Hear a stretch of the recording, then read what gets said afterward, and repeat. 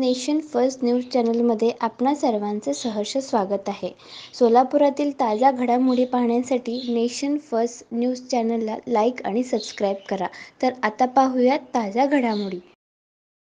सकल हिंदू समाजाच्या वतीने बांगलादेश येथे हिंदू बांधवांवर होत असलेले अमानवीय अत्याचार थांबवण्यात यावे व तेथील हिंदूंना सुरक्षा देण्यात यावी व CAA कायद्यान्वये सीमेवरील बांगलादेश, पाकिस्तान, अफगाणिस्तान येथील सर्व हिंदू अल्पसंख्याक बांधवांना तात्काळ भारताचे नागरिकत्व द्यावे अशी मागणी महाराष्ट्रभर सकल हिंदू समाजाच्या वतीने प्रशासनाकडे करण्यात आली.